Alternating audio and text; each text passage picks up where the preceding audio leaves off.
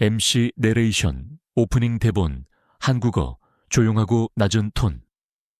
세상에는 단 한 번의 선택이 인생을 바꿔놓는 순간이 있습니다.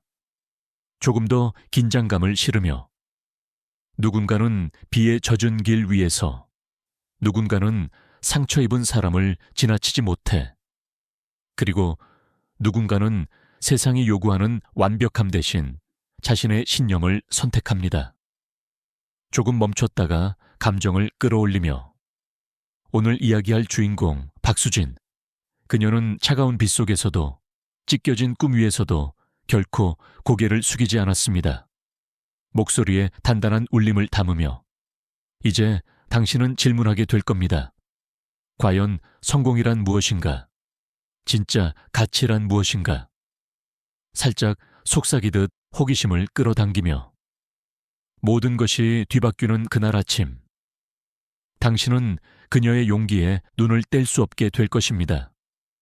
조용히 하지만 강하게 마무리. 비를 뚫고 꿈을 향해 걸어간 한 사람의 이야기. 지금 시작합니다. 제1막, 기회와 폭풍 후 1장. 기회와 폭풍. 서울의 하늘은 새벽부터 무너진 듯 쏟아지기 시작했다. 회색 레인코트처럼 도시 전체를 덮은 비구름은 햇빛 하나 허락하지 않았고, 빗물은 도로 위를 씻어내며 차가운 기척을 남겼다. 거리는 비에 젖은 듯 침묵했고, 가로수 잎 사이로 또르르 떨어지는 물방울은 고요함 대신 무게를 더했다.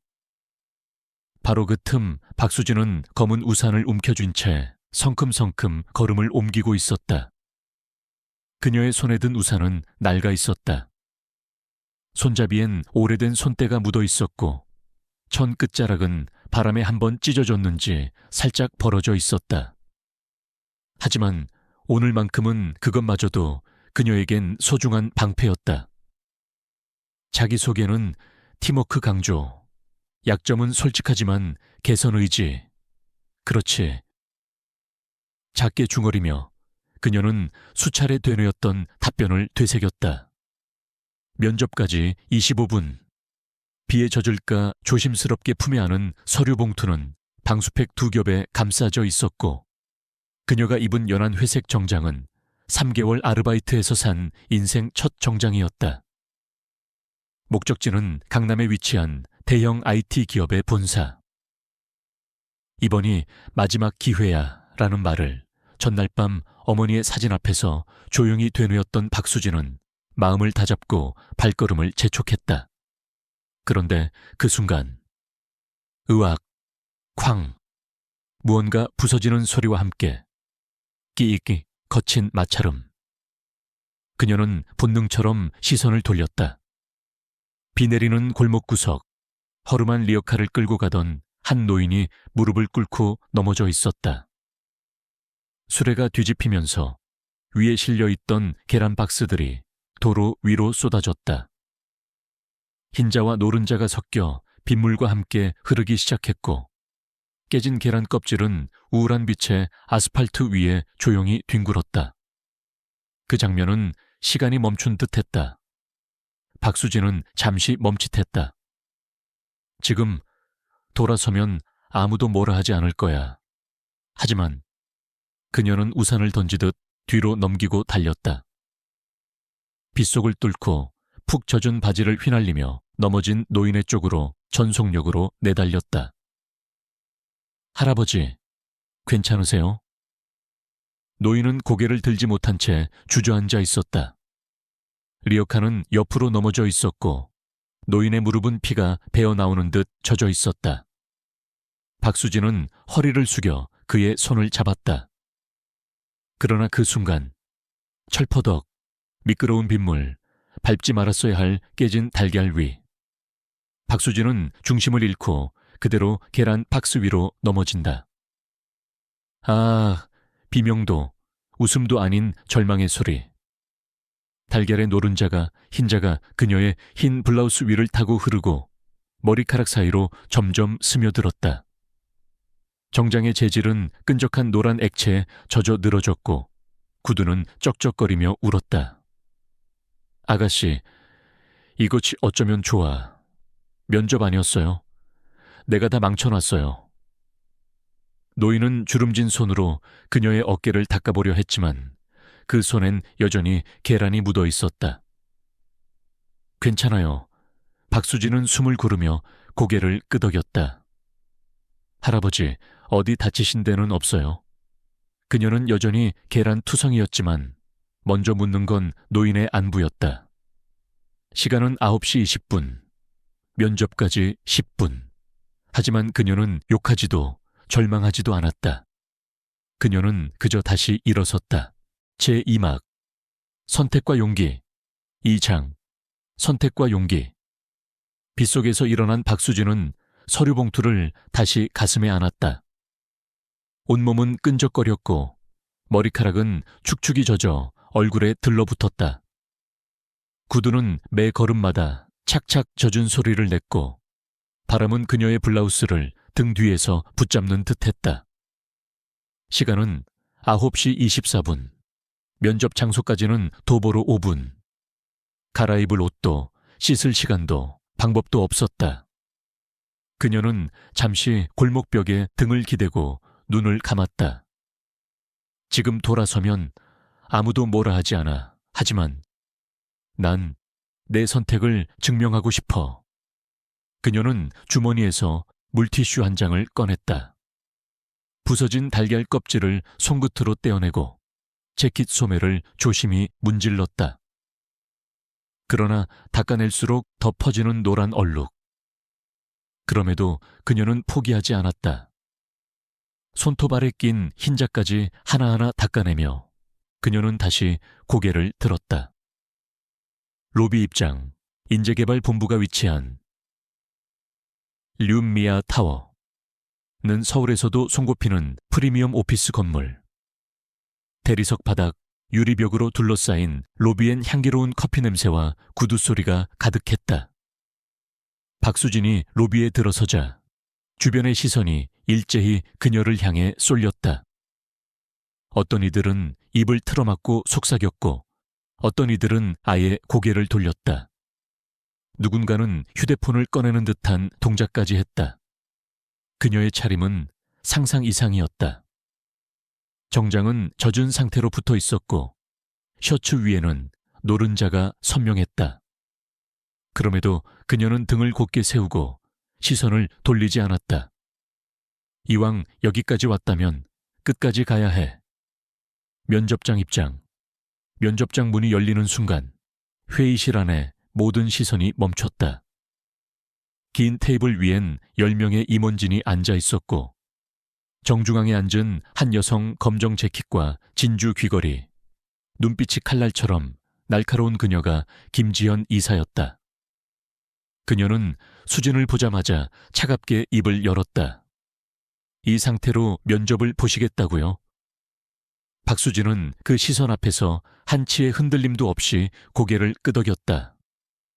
면접 장소로 오는 길에 한 노인분이 비에 미끄러져 다치셨어요. 도울 수밖에 없었습니다. 이렇게 된 건 그 결과일 뿐이에요. 죄송하지만 면접 기회를 받을 수 있을까요? 잠시 정적. 몇 명은 웃음을 터뜨렸고 옆에 앉은 지원자는 입을 틀어막고 킥킥대기도 했다.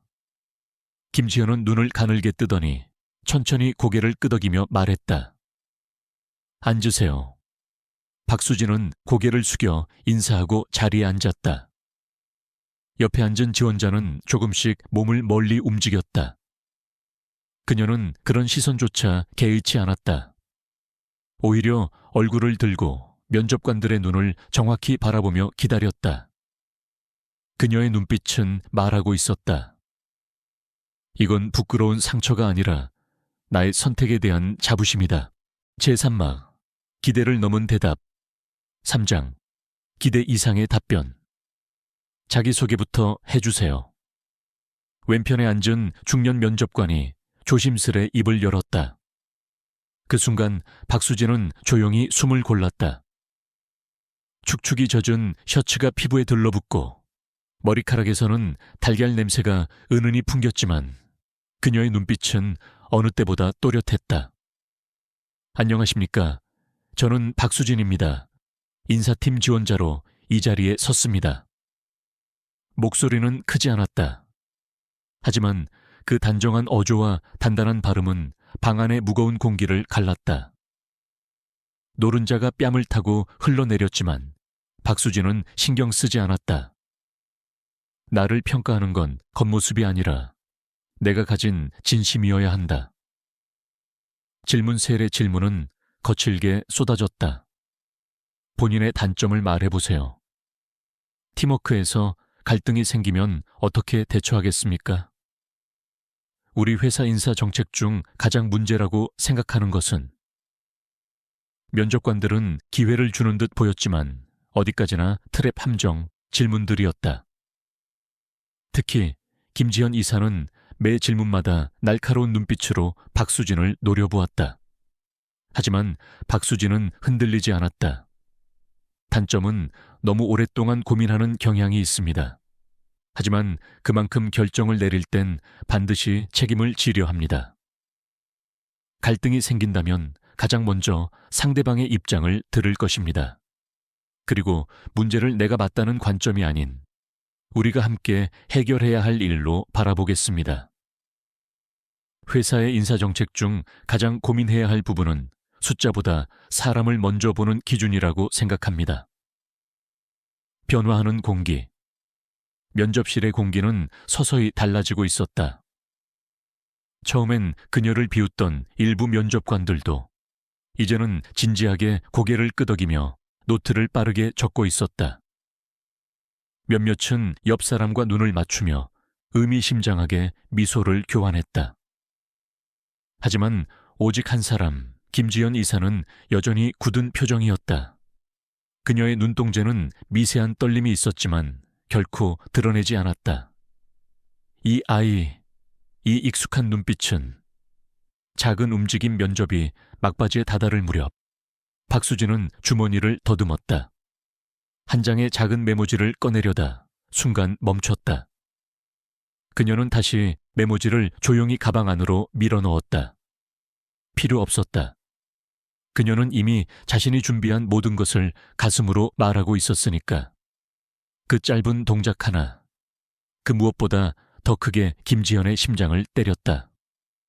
그 손짓, 예전 그 사람과 똑같아. 박순정. 마지막 질문. 마지막으로 김지연 이사가 조용히 입을 열었다. 당신이 생각하는 좋은 인사 담당자란 어떤 사람입니까? 그 질문은 단순한 질문이 아니었다. 죄책감, 회한, 자신에게 묻는 질문이었다. 박수진은 미소 지었다. 조용하고 단호하게 말했다. 누군가의 숫자를 관리하는 사람이 아니라 누군가의 꿈과 삶을 지켜주는 사람이 되어야 한다고 생각합니다. 순간 회의실 안에 공기가 멈췄다. 제3막 과거가 돌아오다. 4장 과거가 돌아온다. 면접이 끝난 직후 박수진이 조용히 일어나 인사했다. 옷자락에서 물방울이 떨어졌고 젖은 구두는 바닥에 작은 자국을 남겼다. 면접 기회를 주셔서 감사합니다. 그녀는 고개를 숙여 깊이 인사하고 문을 나섰다. 문이 닫히는 순간 회의실은 한순간에 무거운 침묵에 휩싸였다. 김지연 이사의 혼란. 김지연은 무의식적으로 손끝을 비볐다. 심장이 두근거리고 있었다. 그녀는 서류를 들고 자리에서 일어나 창가로 걸어갔다. 회색빛 하늘 너머로 빗줄기는 여전히 끊임없이 내리고 있었다. 왜 저 아이의 눈빛이, 왜 저 손짓이 이렇게 낯익은 거지? 창가에 서 있던 그녀의 뇌리에는 3년 전의 기억이 생생하게 떠올랐다. 3년 전 그날 회사가 긴축 경영에 들어갔던 해. 수십 명의 직원들을 정리해고해야 했다. 김지연은 무미건조하게 명단을 체크했다. 그중 하나, 박순정, 중간 관리자, 성실한 직원. 그러나 암투병 소문이 있었던 사람. 정리 대상입니다. 냉정하게 도장을 찍었던 그날. 박순정은 아무 말 없이 자리에서 일어섰다. 그녀의 책상 위에는 딸과 함께 찍은 사진 한 장이 놓여 있었다. 따뜻하게 웃던 소녀의 미소. 그것이 지금 박수진의 미소와 완벽히 겹쳐졌다. 회장 최종훈의 움직임. 그 시각 본사 최종훈 회장도 비서실로 불러들인 보안팀장과 함께 CCTV 영상을 확인하고 있었다. 빗속 골목. 노인이 리어카와 함께 미끄러지고 한 여성이 주저없이 달려가는 장면. 여기서 멈춰. 회장의 낮고 단호한 목소리가 울렸다. 화면에는 트레이닝복 차림도 아니고 누추한 차림도 아니었다. 깨끗한 정장을 입고 목숨 걸듯 달려가 노인을 부축하는 수진의 모습이 선명히 담겨 있었다. 최종훈 회장은 화면을 응시하며 중얼거렸다. 그래, 맞아. 박순정 씨의 딸이 틀림없어. 충격적인 사실, 회장은 곧바로 오래된 인사기록 파일을 꺼냈다. 박순정 근속 18년 모범 직원. 가족사항, 일녀 박수진. 모든 조각이 맞춰졌다.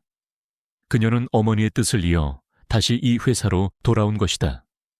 최종훈 회장은 조용히 서류를 덮었다. 이 아이를 어떻게 평가할지 내일 회의에서 직접 결정하겠다. 면접 이후 김지현과 최종훈의 대면. 면접이 끝나고 사람들이 빠져나간 텅 빈 회의실. 김지현은 서류를 부여잡고 문을 나서려 했다. 잠깐, 김 이사. 회장의 부름에 그녀는 걸음을 멈췄다. 천천히 고개를 돌리자 최종훈 회장은 매섭게 빛나는 눈빛으로 그녀를 바라보고 있었다. 오늘 면접 본 그 지원자. 당신 그녀가 누구인지 알고 있겠지. 김지연의 손에 쥔 서류가 미세하게 떨렸다. 그녀는 끝내 눈을 피한 채 답했다. 잘 기억나지 않습니다. 최종훈 회장은 책상 너머로 천천히 다가왔다. 묵직한 발걸음 소리 하나하나가 방 안의 공기를 짓눌렀다. 거짓말하지 마. 그의 목소리는 낮고 깊었다. 회색빛 방 안에서 김지연은 차마 고개를 들 수 없었다. 3년 전 당신이 정리한 박순정 씨. 그 사람 암 투병 중이었다는 걸 알고 있었지. 김지연의 다리는 후들거렸다. 눈가에는 맺힌 눈물이 가득했지만 입술을 꾹 다물고 참아냈다. 회사의 방침을 따랐을 뿐입니다. 그 말에 최종훈은 잠시 그녀를 바라보다 조용히 고개를 끄덕였다. 그래, 회사를 지키기 위한 결정이었겠지. 하지만 기억해둬라. 회장은 아주 천천히 무겁게 말했다. 사람을 평가할 때는 숫자가 아니라 마음을 봐야 한다. 결정의 순간을 향하여. 최종훈은 책상으로 돌아가 임원회의 소집을 명령했다. 내일 아침 9시 전체 임원회의다. 그리고 특히 그 달걀 범벅이 된 지원자의 평가 결과를 가져와라. 비서가 고개를 끄덕이며 사라지자 최종훈은 홀로 창밖을 바라봤다. 회색빛 서울. 그럼에도 저 너머 어딘가에 조용히 움트는 희망의 기운이 보이는 듯했다. 제5막. 어머니와의 약속. 5장. 어머니와의 약속. 운명의 아침 다음 날 아침. 비는 잦아들었지만 잿빛 하늘은 여전히 무거웠다. 엘류마 타워 20층 대회의실. 15명의 임원진들이 무거운 공기 속에서 자리에 앉아 있었다. 김지연 이사는 얼굴이 창백했다. 밤새 한숨도 자지 못했다. 서류를 든 손끝이 떨렸다. 이 아이를 어떻게 해야 하지? 그녀는 자신에게 수없이 물었지만 답은 여전히 어둠 속에 있었다. 최종훈 회장의 등장 문이 열리고 최종훈 회장이 느릿한 발걸음으로 회의실 안으로 들어왔다. 그의 손에는 어젯밤 늦게까지 다시 읽어본 박순정의 손편지가 들려 있었다. 회장은 단도직입적으로 말했다. 어제 면접 본 지원자 박수진 씨. 여러분은 어떻게 평가했습니까? 임원들은 저마다 손에 든 평가서를 넘겼다. 대부분은 긍정적이었지만 몇몇은 첫인상 불량, 복장 불량이라는 사유로 낮은 점수를 주었다. 최종훈 회장은 고개를 끄덕이며 말했다. 좋습니다. 하지만 우리는 점수로 사람을 재는 조직입니까?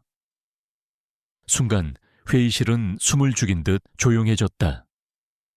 CCTV 영상 공개. 최종훈 회장은 리모컨을 들어 벽에 설치된 대형 스크린을 켰다. 화면에는 어제 아침 골목길에서 리어카가 뒤집히고 비를 뚫고 달려간 박수진의 모습이 그대로 재생되고 있었다. 이 지원자가 이렇게 된 이유, 여러분 모두 알고 계셔야 합니다. 빗속에서 옷을 망치고 머리에 달걀을 뒤집어 쓰면서도 노인을 먼저 걱정했던 수진의 모습. 그 장면은 말보다 강렬하게 모두의 가슴을 울렸다. 결정의 순간 최종훈 회장은 조용히 말했다. 우리는 스펙이나 겉모습이 아니라 위기의 순간에 어떤 선택을 하는지를 보고 사람을 뽑습니다.